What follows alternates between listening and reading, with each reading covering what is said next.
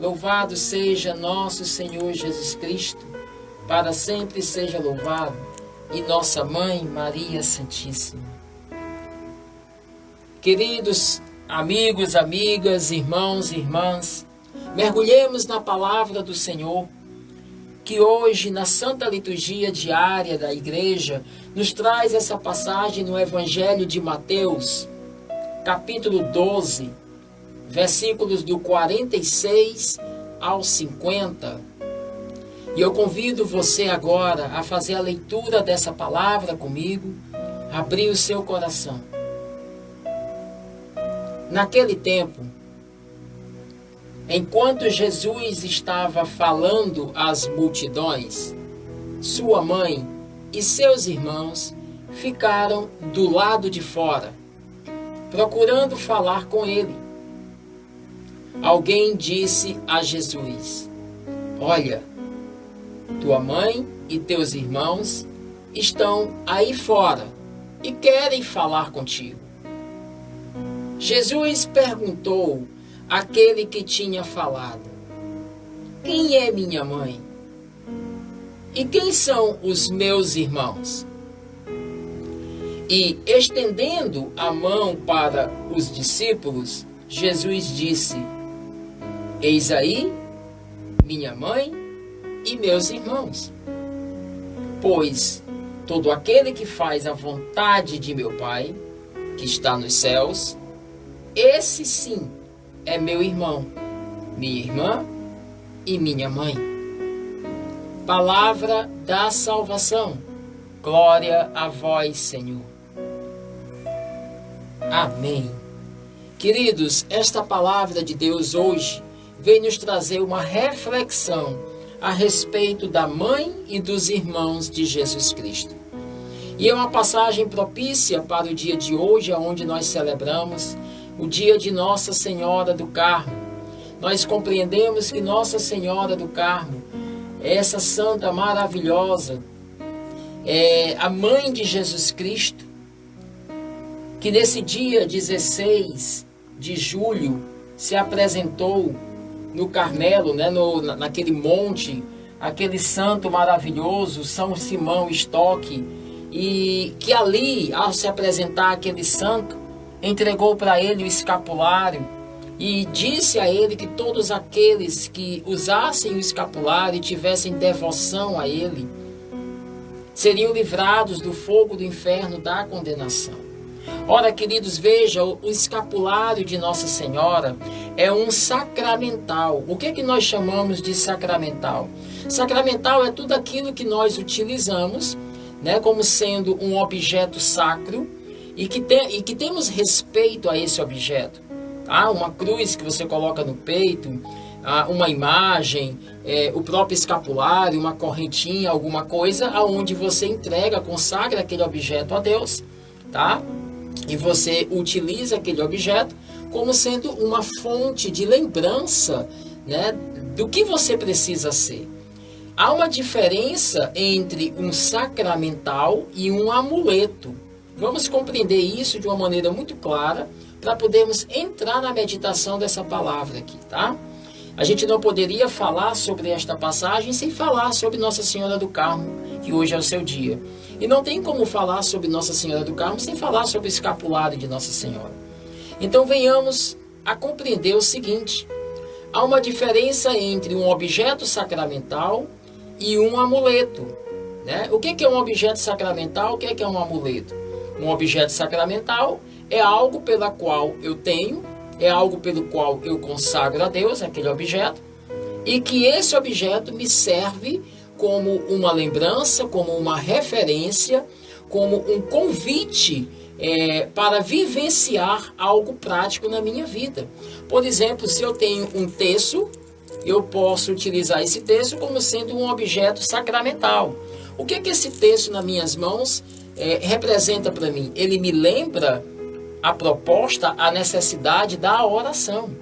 Não é que porque eu ando com este terço na mão, ele vai me proteger, ele vai me livrar dos perigos, dos acidentes. Não é assim.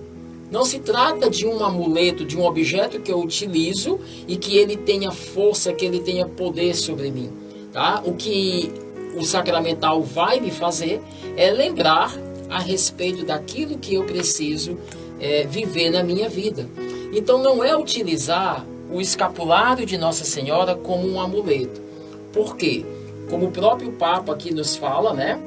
O próprio Papa Pio XII nos diz aqui, devemos colocar em primeiro lugar a devoção ao escapulário de Nossa Senhora do Carmo e entender que não é porque eu coloquei o escapulário no meu pescoço que agora eu posso pecar à vontade, porque Nossa Senhora diz que quem usar o escapulário está livre do fogo do inferno. Então pronto, eu vou colocar o escapulário no pescoço, eu vou viver a vida que eu quiser viver, do jeito que eu quiser viver. Porque Nossa Senhora diz que quem usa o escapulário não vai para o inferno. Então eu vou viver a vida do jeito que eu quiser viver. O Papa Pio XII nos alerta a respeito disso. Não é colocar o escapulário e achar que tem uma carta branca para pecar. O escapulário é uma lembrança para viver de maneira cristã e assim alcançar a graça de uma boa morte. Então não é só colocar algo no pescoço, uma cruz ou um terço, o escapulário de Nossa Senhora, ou seja, o que for, e achar que porque você está utilizando aquele objeto, você já está dentro da graça, dentro da salvação. Não, tá? É necessário a devoção. E o que é a devoção? A devoção é viver na minha vida prática a vontade do Pai, né? Então o escapulário, ele me lembra que eu preciso ter uma vida de oração. Quem usa o escapulário de Nossa Senhora consagra a sua vida a Maria, e consagrar a vida a Nossa Senhora é consagrar-se a uma vida de oração, porque Nossa Senhora foi uma mulher de oração, foi uma mulher de intercessão. Então, quando eu me consagro a Maria, eu estou me consagrando a quem ela era, aquilo que ela fazia. Eu estou me consagrando, desejando uma vida também de penitência, de voltar o coração para Deus, uma vida voltada completamente ao mergulhar na vontade de Deus, porque Maria mergulhou na vontade de Deus. Plenamente, Maria viveu na sua vida plenamente a vontade do Pai. Então, usar o escapulário de Nossa Senhora é compreender, é entender que eu também sou chamado a viver a vontade do Pai na minha vida. Amém? É dentro desta compreensão de que não nos basta apenas usar um objeto, mas de ter a devoção por aquele objeto, de buscar viver a vontade de Deus a partir daquilo que nós mergulhamos nessa palavra de Deus, que claramente Jesus vem nos falar exatamente isso. Veja, Jesus está ali no meio da multidão, quando aparece quem? Sua mãe, Nossa Senhora, né? E aí a palavra fala aqui, e os seus irmãos. Queridos, vamos compreender que a palavra irmãos em hebraico é uma palavra que traz uma dimensão muito diferente daquilo que nós aqui do Ocidente, nós brasileiros, né, na nossa língua portuguesa, entendemos por irmãos, tá? Quando se fala irmãos aqui, nós entendemos irmãos consanguíneos, né, irmãos de sangue. O meu irmão, filho da minha mãe, né, que tem o mesmo sangue que eu. Mas veja que até aqui, na nossa língua em português, nós nos chamamos de irmãos também, nós que somos de caminhada. Embora que não tenhamos consanguinidade, mas nos chamamos de irmãos também. Ora, na língua hebraica, a palavra irmãos, ela designa parentescos próximos, tá? Então, por exemplo, sobrinhos chamavam tios de irmãos, né? Primos chamavam uns aos outros de irmãos. Então, ao se colocar aqui, na palavra em que sua mãe e seus irmãos estavam esperando do lado de fora para falar com Jesus, não significa literalmente que irmãos aqui sejam filhos de Maria, filhos de Nossa Senhora. Nós sabemos, tá, que esses irmãos que estão se referindo aqui são primos de Jesus. São 4 primos de Jesus, que nós vamos ver em outras passagens da Bíblia, E vamos ver quem são os seus pais. Tá? Então a gente vê claramente em outras passagens, que eu não vou mergulhar, não vou aprofundar nessa palavra, porque não é o assunto agora da nossa meditação, não é a mensagem principal, mas que a gente vai ver que são primos de Jesus. E o que nos importa compreender aqui é que esses primos de Jesus, junto com a sua mãe, estavam do lado de fora para falar com Jesus. E aí alguém chega para Jesus e diz: olha, mestre, a tua mãe e os teus irmãos, teus primos, estão aí fora querendo falar contigo. Jesus aproveita a ocasião para lhes dar um ensinamento. E o que Jesus diz? Jesus diz: quem é a minha mãe? E quem são os meus irmãos? Ora, queridos, à primeira vista, para nós aqui, parece que Jesus está destratando a sua mãe. Né? Quando ele diz: quem é minha mãe? É como se Jesus olhasse e dissesse assim: não conheço, quem é minha mãe? Mas na verdade não é essa a intenção no coração de Jesus. Em nenhum momento Jesus teve a menor intenção de destratar a sua mãe. Tá certo? Compreendamos que nesse momento Jesus, o que ele está querendo é trazer um ensinamento ao coração daqueles que ali estão. E aí quando ele diz: quem é minha mãe e quem são os meus irmãos, ele aponta com a mão, versículo 49, para os discípulos e diz: esses daqui são minha mãe, meus irmãos. Né? Então veja, é claro que os discípulos de Jesus não eram a mãe de Jesus, nem os irmãos de Jesus, literalmente, consanguineamente falando. Mas ele aponta para os seus discípulos e diz para eles: esses daqui são a minha mãe e são os meus irmãos. O que Jesus está querendo dizer com isso? Ele explica isso no versículo 50, quando ele diz: todo aquele que faz a vontade do meu Pai, sim, esse é meu irmão, minha irmã, minha mãe. Jesus aqui vem nos falar a respeito da família espiritual. Jesus aqui vem nos falar a respeito da família celestial. Ele vem nos dizer que, na verdade, o que importa maior, a maior importância, é a família que nós um dia, que hoje nós já podemos fazer parte aqui nesta terra, mas que um dia nós faremos parte eternamente no céu. Queridos, Deus nos convida hoje a fazermos parte da sua família, a nos tornarmos mãe, a nos tornarmos irmãos e irmãs de Jesus. Ser mãe de Jesus, aqui dentro desse contexto que o Senhor está nos explicando, sermos irmãos e irmãs de Jesus dentro desse contexto, é fazermos parte da família de Jesus. E fazer parte da família de Jesus significa fazer a vontade do Pai. Olha o que é que o Senhor nos fala: todo aquele que entende a vontade do Pai e que cumpre essa vontade na sua vida, ou seja, em outras palavras, todo aquele que vive a palavra de Deus, porque a palavra de Deus é a vontade do Pai.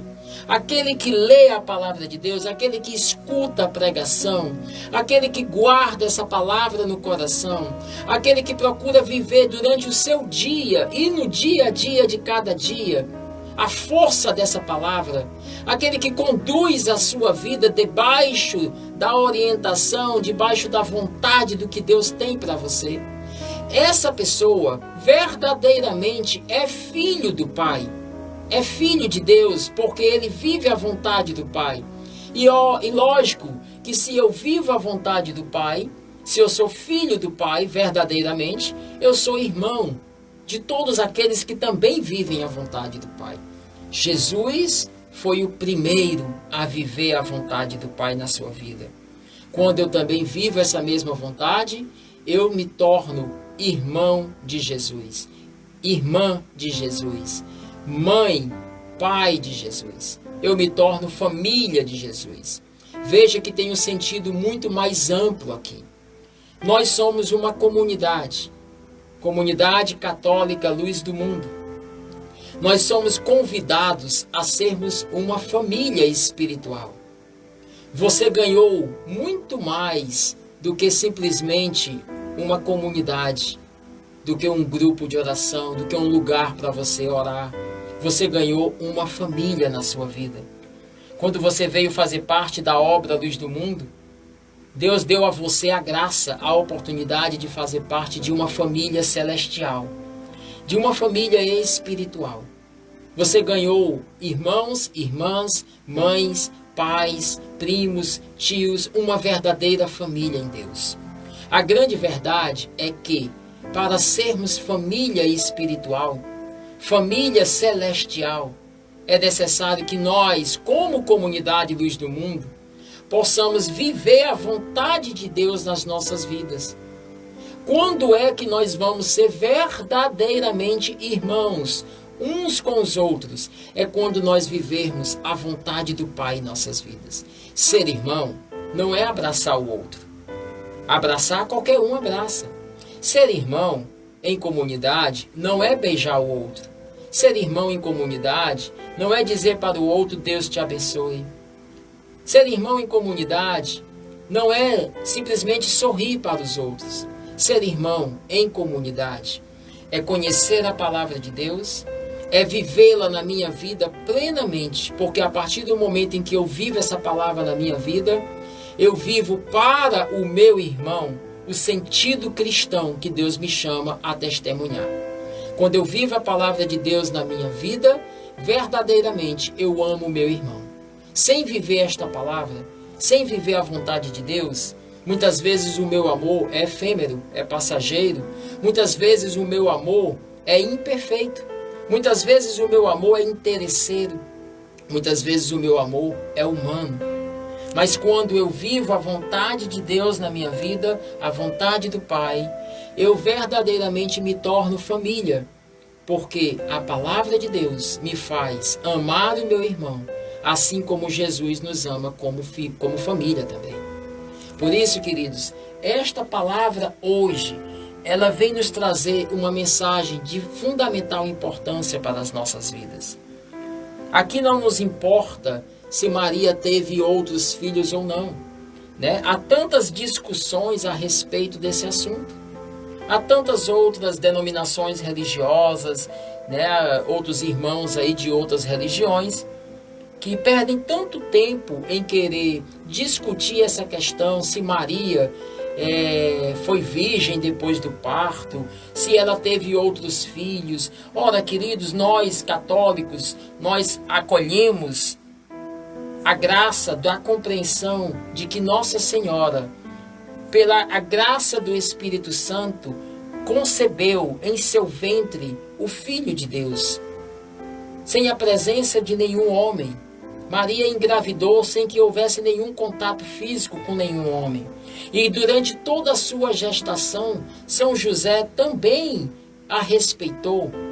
E Nossa Senhora, que também teve o milagre da concepção, sem nenhum contato físico, também teve o milagre de ter o Filho de Deus, de parir Jesus, sem também perder a sua virgindade.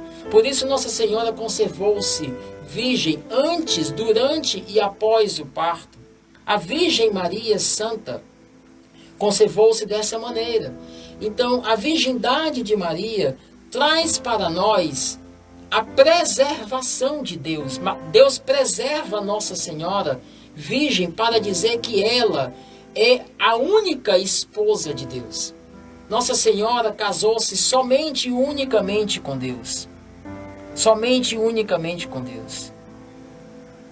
Que Deus possa derramar hoje em nossos corações, em nossas vidas, a graça de acolhermos no nosso coração o entendimento de que ser família de Jesus não é simplesmente consanguinidade, mas é viver a sua vontade em nossas vidas.